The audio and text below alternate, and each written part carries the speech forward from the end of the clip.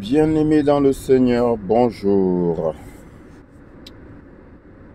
Que notre merveilleux Seigneur Jésus-Christ bénisse ta journée, bénisse ta famille, ton travail.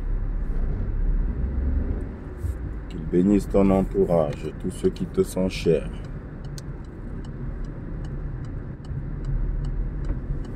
Et qu'il ouvre ton esprit afin que tu puisses bien comprendre les Écritures.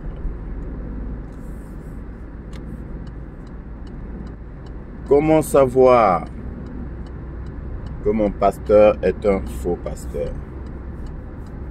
Ou encore, que mon pasteur n'est pas mandaté par Dieu? Comment le savoir?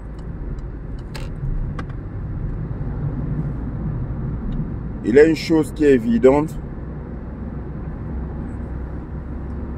c'est que pour savoir si ce que le pasteur dit est vrai, il faudrait déjà savoir ce que Dieu lui-même a dit. De deux choses l'une. Soit tu sais au préalable ce que Dieu a dit et tu confrontes les dires du pasteur à ces connaissances-là. Soit tu prends les dires du pasteur et tu vas les rechercher dans la parole de Dieu qui est contenue dans la Bible. Bien-aimé. Et si jamais ce que le pasteur a dit n'est pas en conformité avec ce que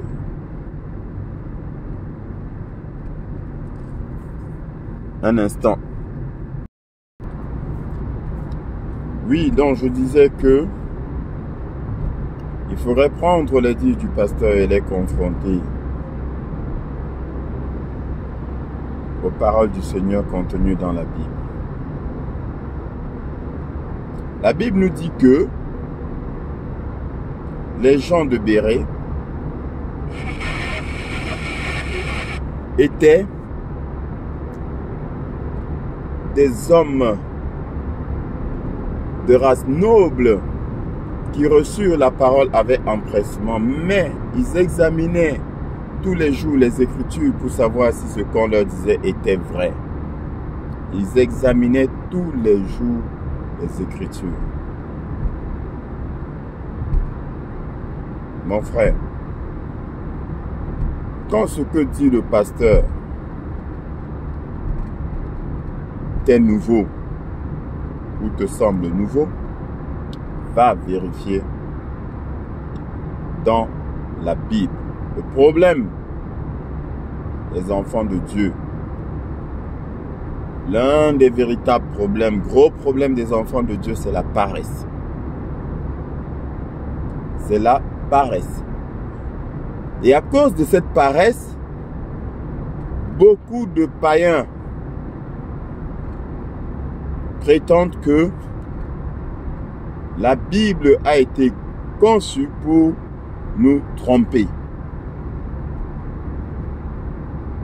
Qu'on a utilisé la Bible pour tromper beaucoup de gens. Je répète, c'est pas faux, dans un sens. On a utilisé la Bible, oui. Mais cela ne signifie pas pour autant que ce qui est dans la Bible est faux. Ce qui est dans la Bible est vérité. Mais pourquoi on nous a trompés, ou bien pourquoi on a trompé beaucoup avec la Bible, et on continue d'ailleurs à le faire, c'est parce que beaucoup, ceux-là ne prennent pas le soin, le temps, la peine d'aller dans la Bible et de vérifier si ce qu'on leur dit est vrai. Et je vous ai donné quelques exemples. Ton pasteur te dit que la femme doit prêcher la parole. La Bible dit que la femme ne doit pas prêcher la parole.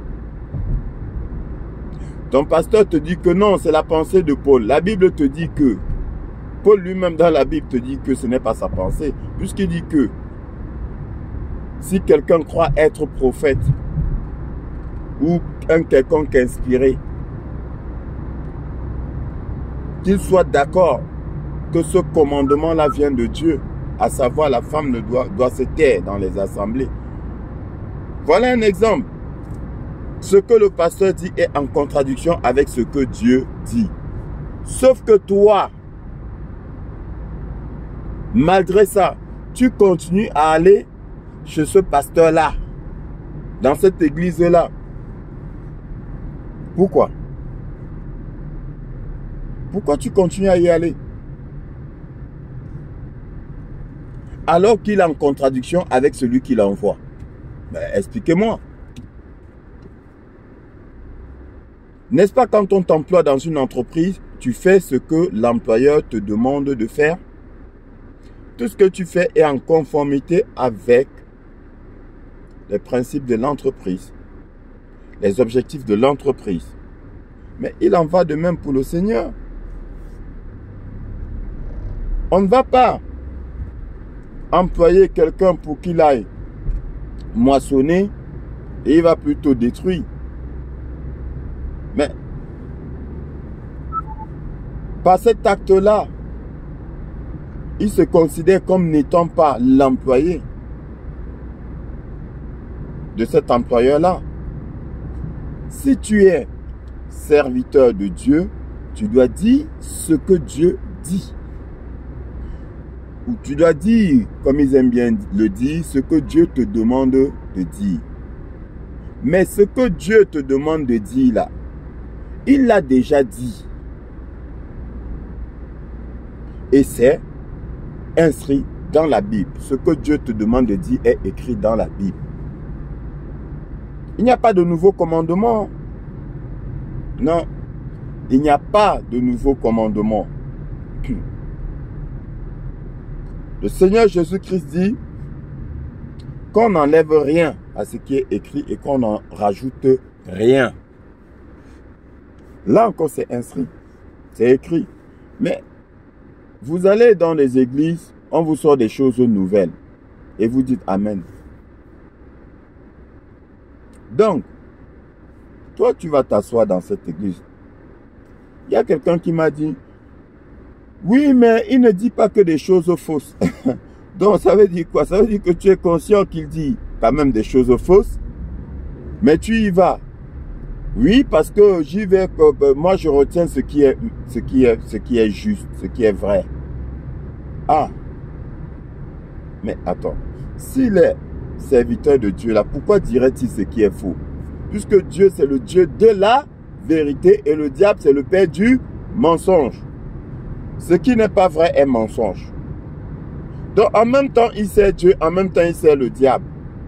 Et toi tu dis que tu viens t'asseoir et tu ne retiens que la partie où il sert Dieu. Sauf que Dieu ne fonctionne pas comme ça. Dieu ne fonctionne pas comme ça. Dieu qu'est-ce qu'il t'a dit?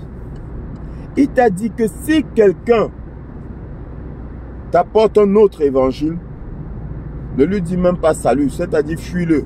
Mais toi, tu vas t'asseoir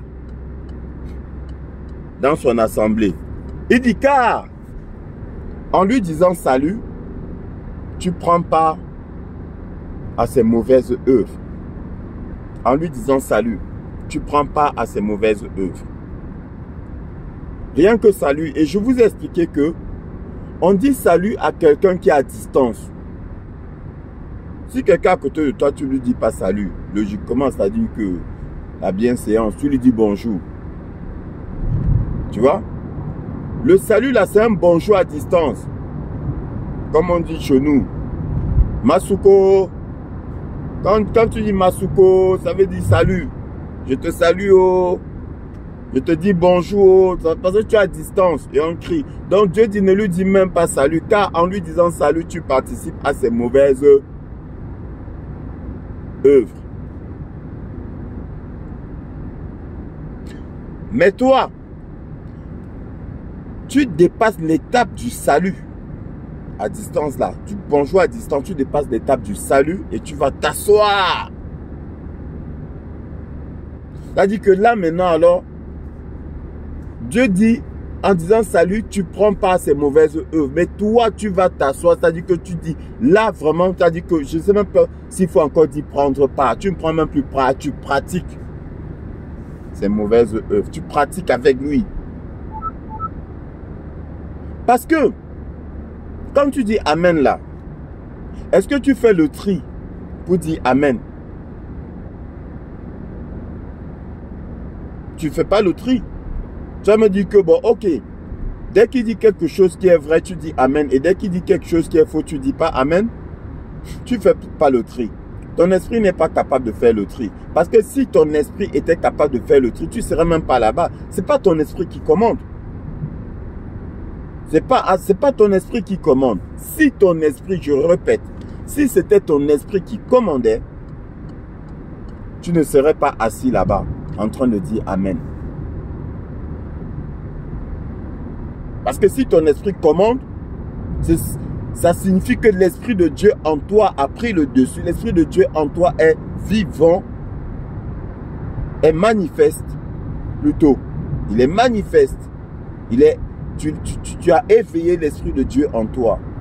C'est pour cela que ton esprit commande. Et parce qu'il commande, il est lucide.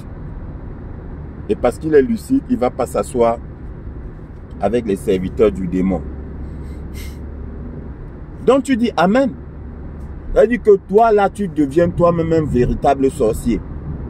Parce que il te dit des choses fausses, tu dis amen. Ainsi soit-il.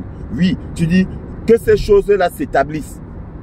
Que ces choses fausses-là s'établissent. Donc tu participes aux mauvaises œuvres. Tu œuvres même pour que le mal s'installe confortablement parmi le peuple de Dieu, dans la société. Tu dis amen.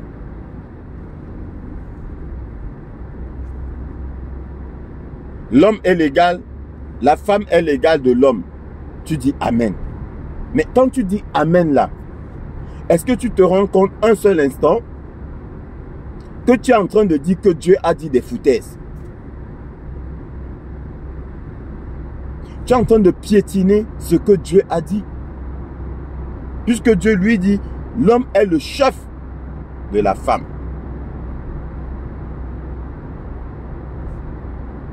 Mais je sais, ils essaient encore de vous convaincre en disant, en sortant un passage de la Bible, des passages de la Bible, soit disant, l'apôtre Paul a dit, il n'y a donc plus ni homme, ni femme, ni libre, ni esclave. Je vous dis, ne sortez pas les choses de leur contexte. Ce n'est pas ce que ça veut dire. Ça ne veut pas dire que l'homme est l'égal de la femme. Donc, parce que si tu prétends ça, il dit ni esclave, ni libre. D'accord? Donc, ni serviteur, ni maître. Donc, l'employé, ton employé est ton égal alors. Mais vous ne savez même pas ce que vous racontez. Donc, ton employé est ton égal. Non, mes amis. Dans le corps de Christ, il y a de l'ordre. Dans le corps du Seigneur, il y a de l'ordre.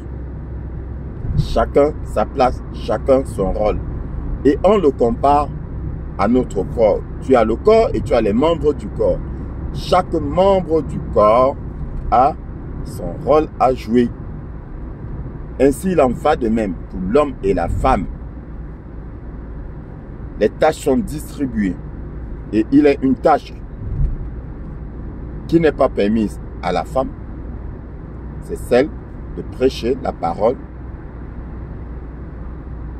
Elle ne lui est pas permise, ni de prendre autorité sur l'homme.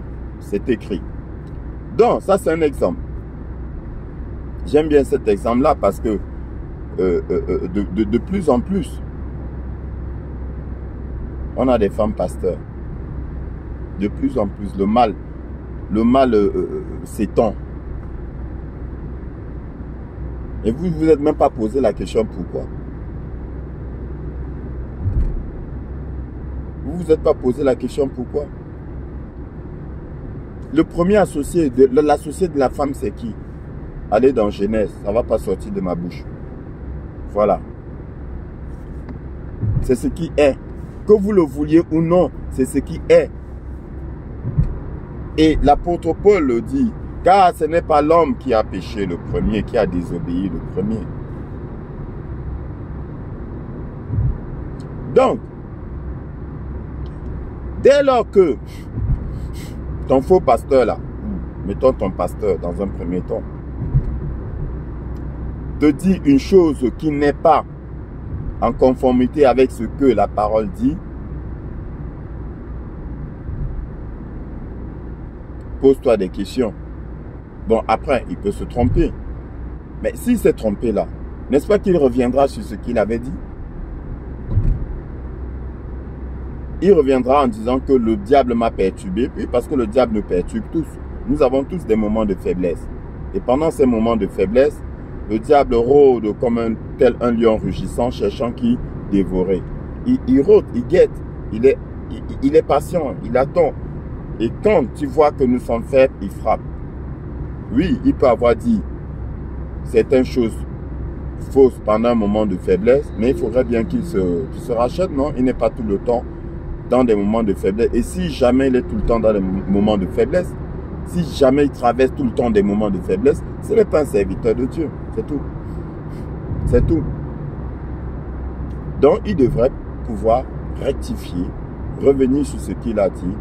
Mais tous les jours, il prêche la même chose. Tous les jours, il fait les mêmes erreurs. Donc, ce n'est pas une erreur de sa part, c'est une volonté manifeste de sa part. Et il t'entraîne avec lui. Faites très attention. Faites très attention. Mon peuple périt par ignorance, dit le Seigneur. Mon peuple périt par ignorance. Si l'évangile prêché là n'est pas l'évangile du Seigneur Jésus-Christ, va-t'en. Tu ne lui dois rien. Va-t'en. C'est comme si tu me disais que tu dois quelque chose au sorcier. Tu dois quoi au sorcier? Pourquoi tu peur du sorcier? Tu lui dois quoi? Tu lui as pris quoi? Vous avez signé un pacte? Une alliance? Un contrat? Tu ne lui dois rien. Oui, parce que ce faux pasteur-là, c'est un sorcier. C'est un sorcier. Et je te conseille même, je te conseillerais même de vérifier les origines de ce pasteur-là. Et il y a de fortes chances qu'on te dise que c'est le même qui avait une cabane de marabouts quelque part. Oui, parce que nombreux sont les marabouts qui se sont transformés en pasteurs. La preuve en est, quand tu marches là dehors, est-ce que tu vois encore des cabanes de marabouts? Est-ce que tu vois encore des pancartes qui te signalent la présence d'un marabout, d'un guérisseur? Ils disent guérisseur, mais marabout. Ceux qui sont honnêtes, ils disent marabout, guérisseur, marabout, guérisseur, ou guérisseur, marabout. Quelque chose comme ça. Est-ce que tu vois encore? Ils sont partis où? Tu crois qu'ils sont tous morts? Mais non. Ou bien qu'ils ont tous changé de métier. Ils n'ont pas changé de métier. Ils sont toujours marabouts, mais avec la tunique de pasteur. Ils font le même métier, mais sous une autre forme. Ils font le même métier. La preuve en est que, je vais te donner un exemple. Quand tu vas chez le marabout, bon, je dis tu, quand quelqu'un va chez le marabout, est-ce que le marabout s'inquiète du fait que ce que tu lui demandes, c'est une bonne œuvre ou une mauvaise œuvre? Non. Quand quelqu'un va chez le marabout lui demande ce qu'il veut. Quel que soit ce que la personne demande, le marabout il va œuvrer pour cela. Bien sûr, à chaque fois, il va lui dire si Dieu le veut. Mais il faudrait bien que tu comprennes ce que ça signifie. Parce que même le marabout, il dépend de Dieu. En fait, il est en train de dire si Dieu le permet. Parce qu'il y a des choses. Sur certaines personnes, Dieu ne permet pas. Ne touchez pas à mon oin. Sinon, le marabout lui-même sera frappé. Il sera frappé de mort. Ne touchez pas à mon oin. Donc le marabout dit si Dieu le veut, si Dieu le permet. Parce que c'est lui le grand juge. Donc, quand quelqu'un va chez le marabout et lui dit je veux faire du mal à un tel, le marabout il s'en fout. Il te donne les conditions. Je veux devenir riche, il s'en fout, il te donne les conditions. Je veux que ce soit le bien ou le mal. Il s'en fout, il te donne des conditions. Donc, ça veut dire quoi? Ça veut dire que le marabout s'en fout de ton intégrité. Le marabout s'en fout de la justice. Que tu sois juste ou pas, il s'en fout. Il s'en fout. Sauf que Dieu, lui, ne s'en fout pas. Dieu ne s'en fout pas. Dieu aime le juste. Le juste tombe 7 fois et 7 fois Dieu le relève. Le psalmiste dit, le roi David, il dit, j'ai été jeune et j'ai vieilli. Et jamais je n'ai vu le fils du juste mendier son pain.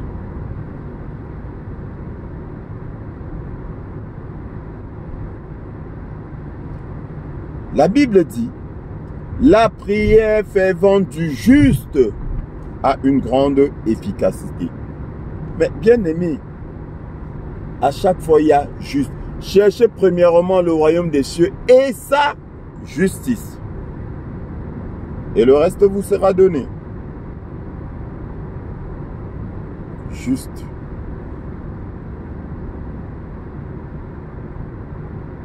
Dieu agit pour les justes. Le marabout s'en fout. Je ne m'égare pas, j'arrive. Le marabout s'en fout. Donc, ton faux pasteur marabout là, il s'en fout. La preuve, imposition des mains à tort et à travers. Il voit quelqu'un qui vient là, pour la première fois dans son église. Très souvent même c'est un complice. Soi-disant malade ou handicapé, ou aveugle ou je ne sais, infime. Il a une infimité. Tout de suite, opération de miracle. Tout de suite. Imposition des mains. Tu vas voir ton pasteur, tu dis, pasteur, je suis persécuté. Le diable est un menteur. Le diable est un menteur. Le diable va te laisser tranquille. On va le chasser. Es-tu sûr que ce n'est pas plutôt toi le persécuteur? Ou encore, pourquoi es-tu persécuté? Est-il sûr, est-il certain que tu n'es pas toi-même responsable de ta persécution? Peut-être que tu es allé chercher des problèmes. Et on t'a frappé. N'impose les mains à personne avec précipitation et ne partage pas le péché d'autrui. Voilà ce que dit la parole. Et ne partage pas le péché d'autrui.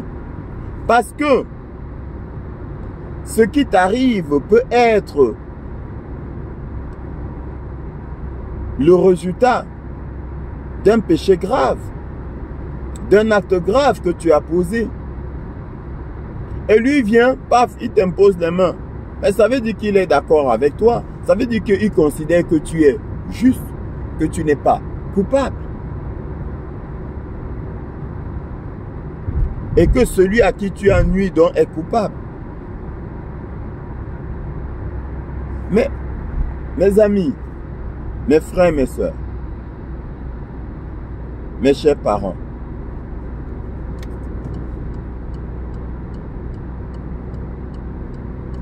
la Bible dit que Dieu dit à Isaïe, toute arme forgée contre toi sera sans effet, et toute langue, toute parole qui s'élèvera en jugement contre toi sera condamnée. Ou toute personne qui se lèvera en justice contre toi, c'est toi qui la renverseras. En justice. Parce qu'en même temps, les gens chantent à tort et à travers. Ils déclarent, ils proclament, ils récitent à tort et à travers que toute parole qui s'élève en jugement contre moi, je la condamne. En vertu de quoi est-ce que tu condamnes cette parole-là? Tu ne peux la condamner que si tu es innocent. C'est pour cela qu'il est écrit en justice. En justice. Mais vous croyez que la justice là signifie quoi? Vous croyez que justice là c'est la maison là, le tribunal où on a écrit dessus justice? En justice. Justice céleste. Oui.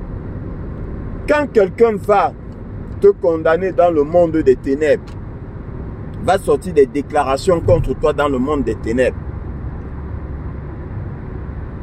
dans les lieux célestes, ou plutôt dans les lieux célestes, pas seulement dans le monde des ténèbres, dans les lieux célestes. Parce que c'est là, dans les lieux célestes, il y a confrontation de toute bonne déclaration et de toute mauvaise déclaration. Les esprits bagarrent là-bas. Dans les lieux célestes là, pourquoi est-ce que la condamnation de la personne est annulée? C'est comme maintenant dans le tribunal là, où quelqu'un est venu sortir des propos mensongers à ton encontre et on a la preuve que la personne a menti. On te libère, on ne te condamne pas. C'est la même chose. Toute parole prononcée en justice contre toi, tu la condamneras. Seigneur, que tout mensonge soit condamné, que toute diffamation contre moi, prononcée contre moi, ou encore je condamne tout mensonge, je condamne toute diffamation prononcée contre moi. Voilà. Toute parole de méchanceté prononcée contre moi, toute parole de méchanceté, ça signifie que tu n'es pas coupable.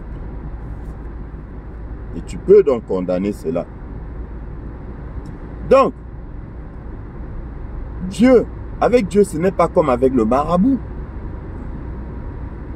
Donc le faux pasteur, qui n'est pas serviteur de Dieu, il s'en fout de l'état de ton cœur.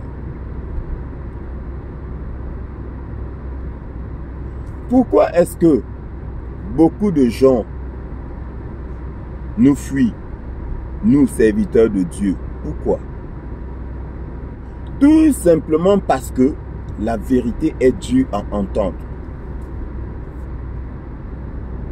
La vérité est dure à entendre.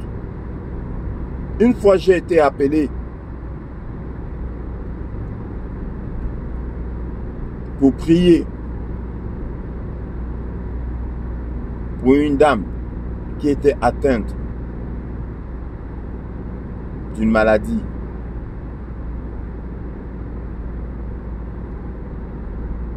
Mais je suis pas venu prier comme ça.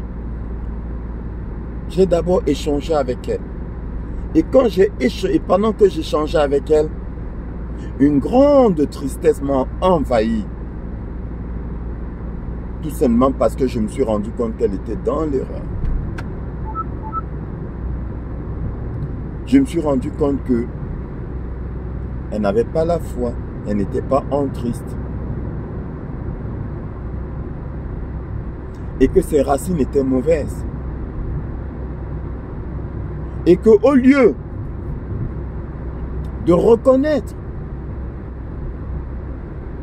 que ses racines étaient mauvaises et de s'en séparer et de déclarer à cet instant-là que Seigneur, pardonne-moi, j'ai fait ce qui est mal à tes yeux. Comme dit le psaume 51, en sorte que tu seras juste dans ta sentence, sans reproche dans ton jugement. J'ai fait ce qui est mal à tes yeux, Seigneur. Pardonne-moi. J'ai été cupide. Pardonne-moi, Père.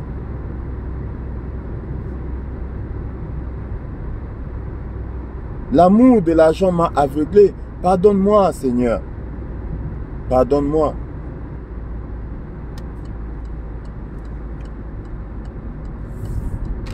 Donc, au lieu d'aller à la repentance,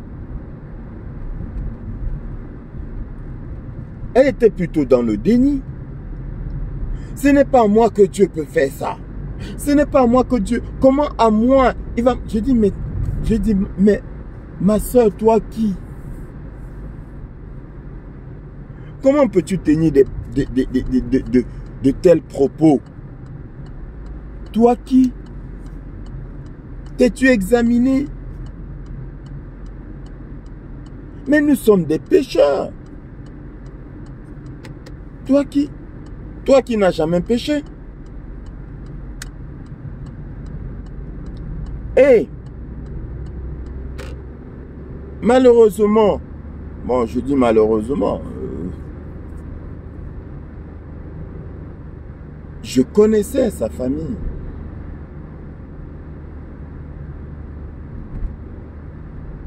Je connaissais sa famille.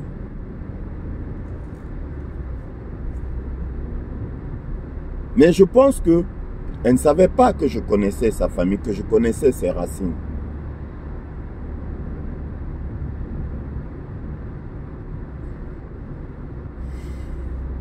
Elle ne s'est pas laissée aller à la repentance, plutôt à l'accusation. Elle accusait Dieu. Ce n'est pas à elle que Dieu peut faire ça. Dieu l'a rendue malade. Pourquoi? Donc bref, j'ai d'abord échangé avec elle. Et la prière que j'ai élevée, c'était en fonction de ce que j'avais reçu comme information par discernement. Je dis bien par discernement. Je rappelle encore, il n'y a pas de voix là, dans ma tête. Ou bien Dieu qui se place devant moi et je le vois, non. Discernement. Donc, j'ai prié par discernement parce qu'il faut éviter de prendre part au péché d'autrui.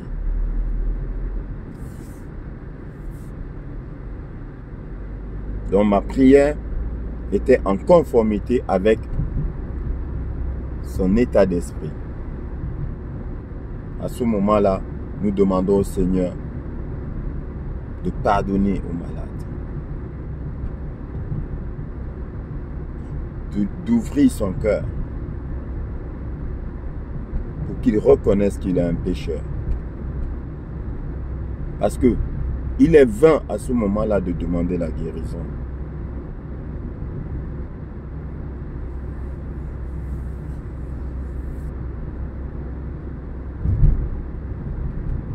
Et malheureusement aussi, Dieu ne lui avait pas accordé la guérison. Donc, mes chers parents, frères, sœurs, mères, pères et amis en Christ,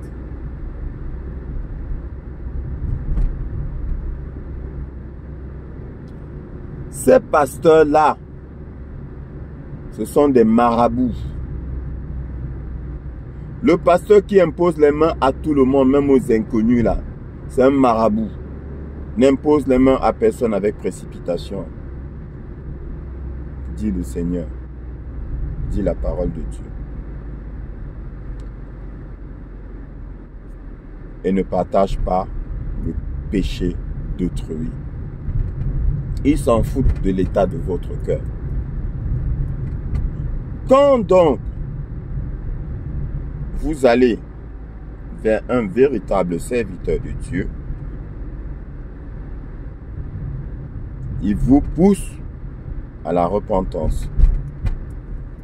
Il sonde votre cœur. Il sonde votre passé. Il rentre dans les profondeurs de votre intimité. Intimité spirituelle, bien entendu. Et ça, combien de personnes acceptent cela? Très peu.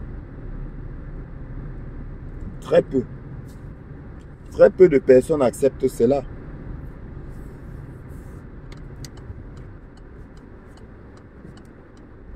Donc du coup, on va commencer une séance et après, la personne va s'enfuir, porter disparu. Parce que nous n'aimons pas la vérité. Beaucoup de gens me disent j'aime Dieu, j'aime Dieu. Mais Dieu est vérité. Aimer Dieu, c'est aimer la vérité. Tu ne peux pas détester la vérité et prétendre aimer Dieu. Je suis désolé. Je suis désolé. Vous blaguez un peu trop. Vous blaguez un peu trop. Vous pensez que c'est un jeu. C'est pas possible.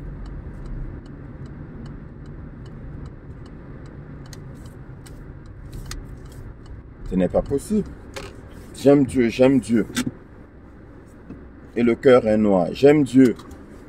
Et on refuse la vérité. Un instant, mes amis.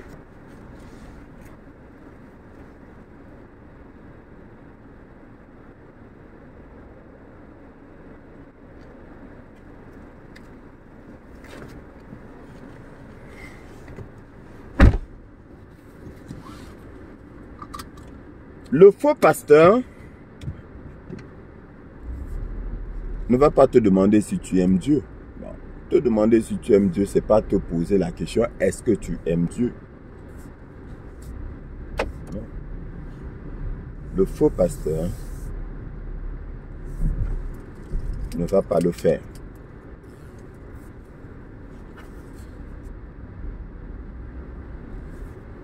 Il s'en fout. Il s'en fout. Ce qui l'intéresse, c'est te perdre, tout en te volant ton argent. C'est te perdre tout en te volant ton argent.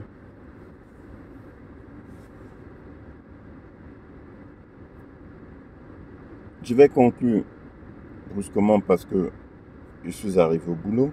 Je suis même en retard. Je devais commencer à 7h30. Il est 7h47. Donc, il est facile de savoir si ton pasteur est un faux pasteur. Il suffit juste de vérifier la conformité de ce qu'il dit avec ce qui est écrit. Il n'y a pas de commandement nouveau. Il ne faut pas qu'il vienne te dire que non, Dieu m'a parlé. C'est nouveau. Il n'y a rien de nouveau. Il n'y a rien de nouveau.